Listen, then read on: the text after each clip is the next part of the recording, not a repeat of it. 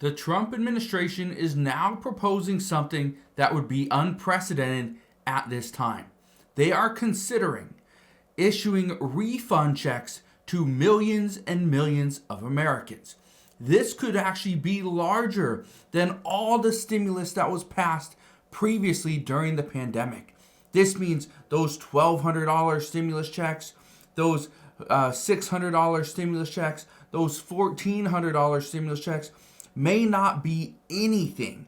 We may see a larger refund check being sent back to the American people because we overpaid.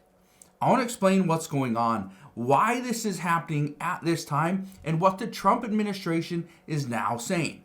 But keep in mind, what Donald Trump is saying today is exactly what he was saying about a year ago.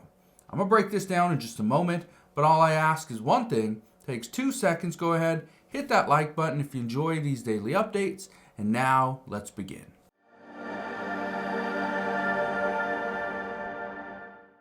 So I know a lot of people right now are very skeptical about what the Trump administration is doing and why Elon Musk has all this power that he is now putting together a team called the Department of Government Efficiency. They're going into every single agency, every single program, and determining where there's federal waste and fraud. We just learned the other day that there are, millions of people that are over the age of 120 years old. Millions of people that are still receiving Social Security payments. That's just a portion of the fraud that we're continuing to see and the mismanagement of funds. But look at this. It says federal government has wasted trillions. Trump and Musk are saying enough.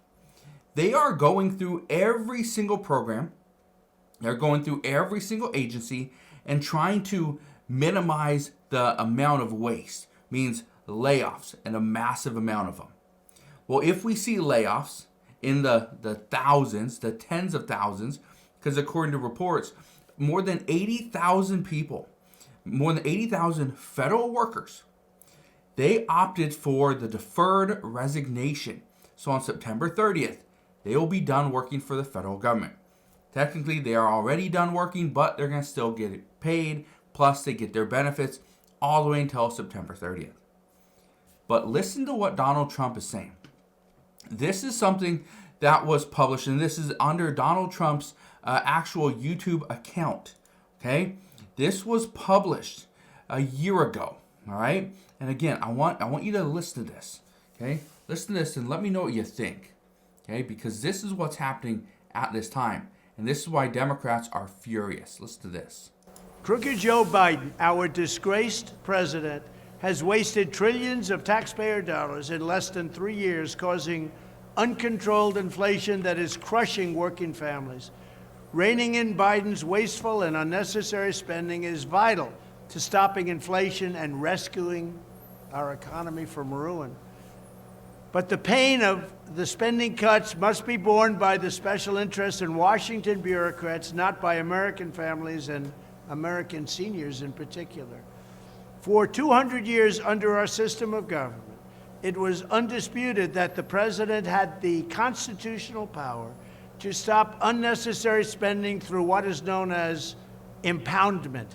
Very simply, this meant that if Congress provided more funding than was needed to run the government, the president could refuse to waste the extra funds and instead return the money to the general treasury and maybe even lower your taxes, although we did give you the biggest tax reduction in history and the biggest regulation reduction in history, two things I'm very proud of.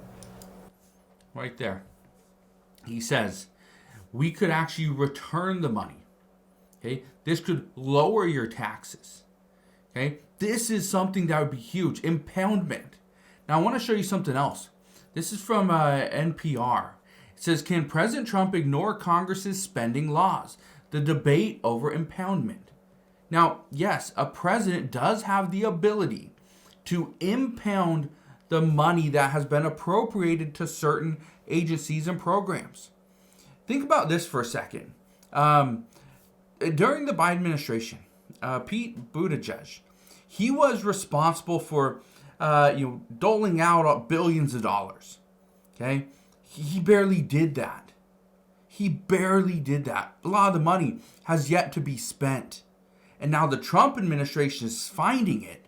And now cities like and states like New York are up in arms.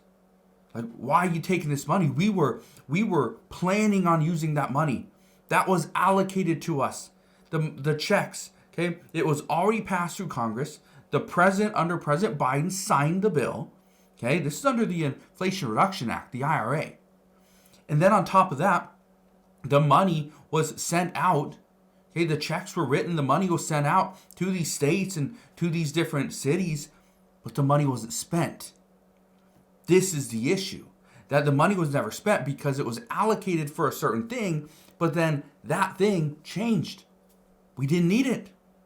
We just didn't need it. And so now states are like, no, we want to hold on to this money.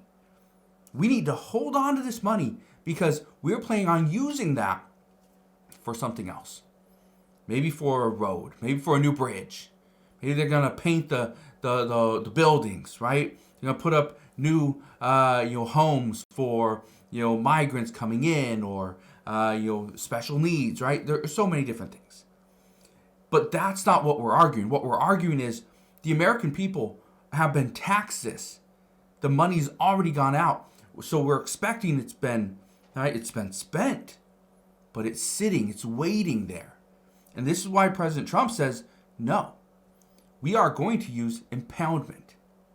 Now, what I thought was very interesting about this is we are now hearing a lot of lawmakers talking about this, whether impoundment is necessary.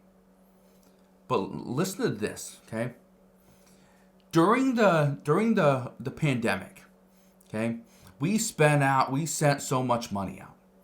There were more than 476 million payments that were sent out. This is stimulus, for example. They totaled $814 billion in financial relief. That's how much went out during the pandemic. This is just stimulus checks. The $1,200, the $600, the $1,400 stimulus checks. That's it. Not PPP loans, not the EIDL loans, right? None of that stuff. It's just the stimulus. Now, under the Trump administration, what they're now discussing is how can we better the American people? How can we put more money in their pockets? Well, it was first discussed that the best way to put money in the American people's pockets is to extend the Tax Cuts and Jobs Act. And that's one way to do it. That will keep your tax bracket, your tax rates a little bit lower. That's great there. Yeah, more money is going to go to businesses.